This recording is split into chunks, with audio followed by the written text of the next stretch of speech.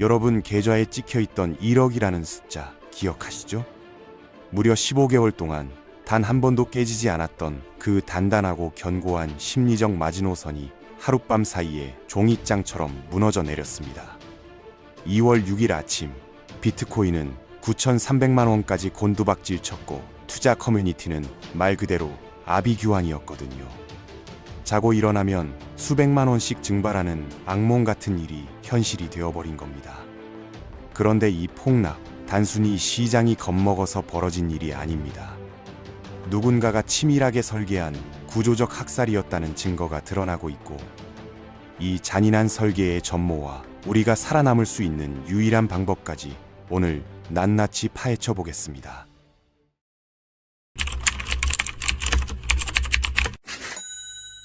솔직하게 여쭤볼게요. 여러분 중에 2024년 말 트럼프 당선 직후 비트코인에 돈을 넣으신 분 계시죠? 당시 분위기를 떠올려 보면 모든 게 완벽해 보였습니다. 미국 대통령이 직접 암호화폐의 수도를 만들겠다고 선언했고, 세계 최대 자산 운용사 블랙록이 비트코인 현물 ETF를 출시하면서 기관 자금이 쏟아져 들어왔거든요. 비트코인 10억 간다는 말이 농담이 아니라 진지한 전망으로 받아들여지던 시기였고, 그 열기 속에서 개미 투자자들은 안심했고 레버리지를 올렸고 미래를 걸었습니다. 그런데 불과 2달 만에 상황이 180도 뒤집어졌거든요. 1 비트코인을 가지고 있던 사람을 기준으로 냉정하게 계산해서 얘기하면 1월 중순에는 1억 5천만 원이 넘는 자산을 보유하고 있었는데 지금은 5천만 원 이상이 허공으로 증발한 상태입니다. 아무것도 하지 않았습니다. 그냥 평소처럼 출근하고 밥 먹고 잠을 잤을 뿐인데 계좌 잔액이 매일 수백만 원씩 녹아내린 거예요. 공포 탐욕 지수는 극단적 공포 구간에 진입했고, 커뮤니티마다 다 끝났다, 지금이라도 손절해야 하나 라는 비명이 가득합니다. 여기서 핵심적인 질문 하나를 던져야 합니다. 도대체 왜 하필 이 시점에 이런 일이 벌어진 걸까요? 비트코인 가격이 아무 이유 없이 30% 넘게 빠지는 일은 없거든요. 반드시 방아쇠를 당긴 존재가 있고, 이번에 그 역할을 한 건 다름 아닌 블랙록입니다. 운용자산 일경 4천조 원, 전 세계 금융시장에서 이 회사의 영향력은 웬만한 국가의 GDP를 압도하는 수준이죠. 블랙록이 2024년 현물 ETF 승인을 주도하면서 시장에 등장했을 때 사람들은 구세주가 왔다고 환호했습니다. 레리 핑크 회장이 직접 비트코인은 디지털 금이라고 선언했고, 기관 투자의 시대가 열렸다며 모두가 들떠 있었는데요. 지금 블랙록이 보여주는 행보를 보면 소름이 돋을 정도로 등골이 서늘해집니다.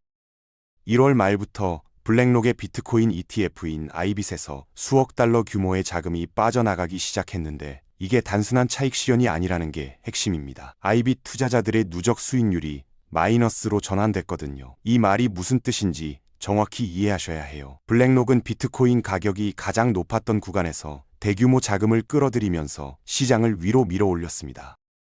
개미들은 기관이 들어왔으니 안전하다고 믿고 따라 들어갔죠.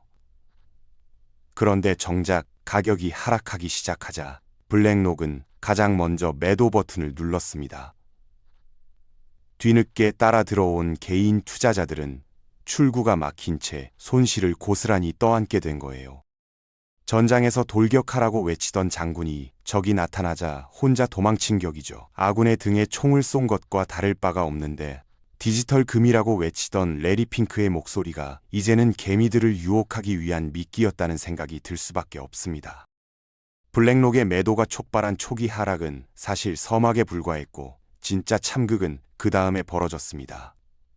코인 시장에는 레버리지라는 구조적 시한폭탄이 항상 존재하는데, 이번에 그게 연쇄적으로 터진 거거든요. 10배에서 20배 레버리지로 상승에 베팅하고 있던 수많은 개미 투자자들의 포지션이 가격 하락과 동시에 강제 청산되기 시작했습니다. 강제 청산이라는 게 뭐냐면, 담보금이 부족해지면 거래소가 투자자의 의사와 관계없이 보유 물량을 시장에 던져버리는 구조거든요.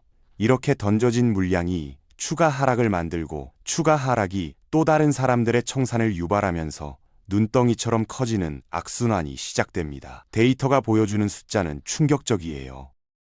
단 24시간 동안 전 세계 암호화폐 시장에서 발생한 총 청산 금액이 25억 6천만 달러, 하나로 약 3조 5천억 원에 달했거든요. 하루 만에 3조 5천억 원어치의 개인 자산이 강제로 시장에 쏟아져 나온 겁니다. 이건 매도가 아니라 학살이라고 표현할 수밖에 없는 규모죠. 이걸 업계에서는 롱 스퀴즈라고 부르는데 레몬에서 마지막 한 방울의 즙까지 짜내듯이 거대 자본이 개미들의 남은 자산까지 남김없이 전부 쥐어짜서 시장에 내놓게 만드는 잔인한 구조입니다. 중요한 건 이번 폭락이 사람들이 무서워서 자발적으로 판 게 아니라는 점이에요. 구조적으로 무너질 수밖에 없는 함정을 미리 깔아놓고 작은 충격 하나로 도미노가 쓰러지게 만든 설계였고, 블랙록이 던진 첫 번째 돌멩이가 산사태를 일으킨 셈입니다. 그 산사태에 깔린 건 전부 개미 투자자들의 돈이었죠. 여기서 한 가지 더 짚어야 할 게 있는데, 그동안 비트코인을 지탱하던 가장 강력한 서사가 이번에 완전히 깨져버렸거든요. 바로 디지털 금이라는 내러티브 말입니다. 2025년 하반기부터 중동 지역의 지정학적 긴장이 극도로 높아지면서 이란 사태까지 터졌을 때 많은 사람들이 기대했습니다. 전쟁이 나면 비트코인이 오를 거라고요. 논리적으로 보면 맞는 것 같았죠. 비트코인이 정말로 디지털 금이라면 전통적인 실물 금처럼 지정학적 위기 때 가격이 올라야 하니까요. 하지만 현실은 그 기대를 완전히 배신해버렸습니다. 실제 금 가격은 온스당 사상 최고치를 갈아치우면서 진짜 안전자산의 위험을 보여줬고, 달러 역시 기축통화답게 강세를 유지했거든요. 그런데 비트코인은 안전자산처럼 오르기는커녕 나스닥 기술주들과 함께 폭락해버렸습니다. 금과 정반대의 움직임을 보인 거예요. 이게 시사하는 바가 뭐냐면 전 세계 금융시장의 큰 손들은 비트코인을 안전자산으로 취급하지 않는다는 겁니다. 오히려 테슬라나 엔비디아 같은 고변동성 기술주보다 더 위험한 자산으로 분류하고 있고, 경기 불확실성이 커지면 가장 먼저 처분하는 대상이 바로 비트코인이라는 얘기죠. 폭풍우가 몰아칠 때 의지하려고 입었던 구명조끼가 알고 보니 몸을 바닥으로 끌어내리는 납덩이였던 셈입니다. 디지털 금이라는 수식어가 마케팅 문구에 불과했다는 사실이 적나라하게 드러났어요. 이 서사의 붕괴가 투자자들의 심리를 더욱 악화시키고 있고, 비트코인에 대한 근본적인 신뢰가 흔들리고 있는 상황입니다. 상황을 더 어둡게 만드는 변수가 또 있거든요. 미국 연방준비제도의 수장 교체 이슈인데, 트럼프 대통령이 차기 연준 의장 후보로 지명한 케빈 워시라는 인물입니다. 이 사람의 이력을 보면 시장이 왜 불안해하는지 바로 이해가 돼요. 2008년 금융위기 당시 연준 이사로 재직하면서 매파 중에 매파로 불렸던 인물이거든요. 매파라는 건 시장에 풀린 유동성을 적극적으로 회수하고 금리를 높게 유지하려는 강경 노선을 뜻합니다. 물론 최근에는 유연한 태도를 보이겠다는 발언도 했지만 본질적인 기조는 긴축 성향이에요. 금리 인하를 꿈꾸던 투자자들에게 이 소식은 한겨울에 찬물을 끼얹는 것과 같았습니다. 케빈 워시가 취임 후 인플레이션을 잡겠다며 긴축 카드를 꺼내든다면 유동성에 의존하는 비트코인에는 사형 선고나 마찬가지거든요. 불확실성이라는 건 투자 시장에서 가장 치명적인 독입니다. 앞으로 어떻게 될지 모르는 상황에서 큰 손들이 선택하는 전략은 딱 하나. 일단 현금을 쥐고 기다린다는 겁니다. 실제로 달러 가치가 강세를 보이고 있고, 달러가 강해질수록 달러로 표시되는 비트코인의 가격은 구조적으로 낮아질 수밖에 없습니다. 연준 의장 교체라는 카드 한 장이 시장 전체의 유동성 흐름을 바꿔놓을 수 있는 상황이고, 이 불확실성이 해소되기 전까지 비트코인에 대한 매수 심리가 돌아오기는 어렵다는 게 현실입니다. 그리고 이 이야기를 하지 않을 수가 없는데요. 비트코인의 수호신이라 불리던 마이크로 스트래티지의 마이클 세일러 얘기입니다. 이 사람은 회사 자금으로 비트코인을 사들이면서 7만 개라는 어마어마한 물량을 보유하고 있는 인물이거든요. 비트코인 시장에서 일종의 정신적 지주 같은 존재였습니다. 비트코인이 떨어질 때마다 세일러가 또 샀다는 뉴스가 나오면 시장이 안정되곤 했으니까요. 그런데 문제는 세일러의 평균 매수 단가인 7만 6천 달러 선이 이번 폭락으로 무너졌다는 겁니다. 세일러도 물렸다는 소식이 퍼지면서 개미들의 마지막 희망마저 꺼져버린 거죠. 만약 세일러가 채권자들의 압박을 못 이기고 보유 물량 일부라도 시장에 던진다면 그건 가격 하락이 아니라 시장 자체의 신뢰가 무너지는 사건이 됩니다. 여기서 소름 끼치는 연결고리 하나가 나오는데요. 블랙록은 마이크로스트래티지의 대주주 중 하나라는 사실을 아시나요? 겉으로 보면 블랙록과 마이크로스트래티지는 비트코인 진영의 아군처럼 보이지만 실제로는 같은 시장에서 고객의 돈을 놓고 경쟁하는 관계이기도 합니다. 블랙록 입장에서는 자사의 ETF인 아이비스로 자금을 흡수하려면 비트코인 투자의 상징이었던 마이크로스트래티지의 지위가 약해지는 게 오히려 유리하거든요. 거인들끼리의 힘겨루기에서 피를 흘리는 건 결국 그 사이에 낀 개미 투자자들 뿐이고 이 구조를 이해하지 못하면 계속 당할 수밖에 없습니다. 이제 한 발짝 물러서서 이 모든 조각들을 큰 그림으로 맞춰볼 필요가 있거든요. 미국이 비트코인 현물 ETF를 승인한 이유, 트럼프가 암호화폐의 수도를 외치는 이유, 블랙록이 시장을 뒤흔드는 이유가 뭘까요? 이 모든 것의 교차점에 있는 하나의 키워드는 통제입니다.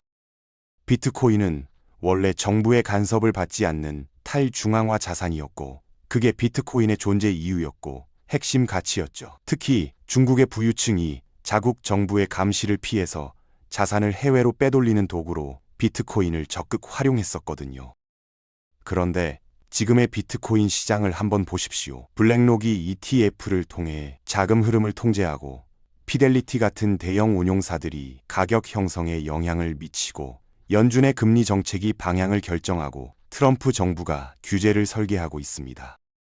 탈중앙화라는 이름표를 달고 있지만 실질적으로 비트코인 시장의 모든 규칙과 가격을 결정하는 건 미국이라는 단일 국가입니다. 미국은 비트코인을 없애려는 게 아니에요. 완전히 자기 통제 아래 두려는 겁니다. 예전에 비트코인이 정글의 무법자였다면 지금은 미국이라는 울타리 안에 갇힌 길들여진 동물이 되어가고 있는 거죠. 이번 폭락을 이 관점에서 다시 한번 보면 성격이 완전히 달라집니다. 단순한 시장 조정이 아니라 구질서를 완전히 밀어내고 새로운 주인이 자리를 잡기 위한 대규모 대청소 과정이라는 거예요. 기존의 비트코인 시장에서 큰 영향력을 가지고 있던 중국 자본이나 탈중앙화 신봉자들의 힘을 약화시키고 미국 중심의 제도권 금융이 주도권을 장악하는 과정에서 나오는 진통입니다. 개미들의 손실은 이 거대한 권력 이동의 부산물에 불과하고 이걸 모르면 같은 실수를 반복하게 돼요. 그렇다면 우리 같은 개인 투자자는 이 잔인한 체스판 위에서 어떻게 살아남아야 할까요? 당장 모든 걸 손절하고 도망치는 것도 답이 아니고 지금이 바닥이라며 전 재산을 쏟아붓는 것도 답이 아닙니다. 지금 가장 위험한 행동은 섣부른 물타기예요. 현재 가격이 바닥처럼 보일 수 있지만 바닥 아래에 지하실이 있을 수 있다는 걸 반드시 기억하셔야 합니다. 2월 초 바이낸스에서 한때 가격이 급격하게 흔들렸던 걸 보면 아직 시장의 변동성이 완전히 해소되지 않았다는 증거거든요. 최소한 7만 달러 선에서 확실한 지지 기반이 형성되는지 확인하고 움직여도 늦지 않습니다. 지금은 떨어지는 칼날을 잡으려 하지 말고 칼이 바닥에 꽂히는 걸 확인한 다음에 줍는 게 맞는 타이밍이에요. 그리고 지금 시점에서 현금의 가치를 다시 생각해 봐야 합니다. 총알이 없는 군인은 전쟁에서 이길 수 없듯이 현금이 없는 투자자는 기회가 와도 잡을 수가 없거든요. 남들이 공포에 질려서 좋은 자산을 헐값에 내놓을 때 그걸 주울 수 있는 힘은 오직 현금에서 나옵니다. 지금 물타기에 쓸 돈이 있다면 그 돈을 소중히 지키면서 시장이 안정될 때를 기다리는 게 현명해요. 현금은 지금 여러분의 가장 강력한 방패이자 다음 기회를 잡기 위한 유일한 무기랍니다. 때를 기다리는 것도 투자의 일부라는 걸 잊지 마십시오. 마지막으로 가장 중요한 건 비트코인을 바라보는 관점 자체를 바꿔야 한다는 겁니다. 더 이상 디지털 금이라는 감성적인 프레임으로 보면 안 됩니다.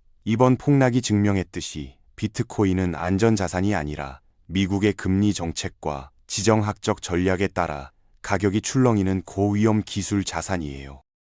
냉정하게 나스닥 지수의 흐름을 살피고 연준의 정책 방향을 분석하고 미국 정부의 암호화폐 규제 움직임을 추적하는 것만이 이 시장에서 살아남는 방법이거든요.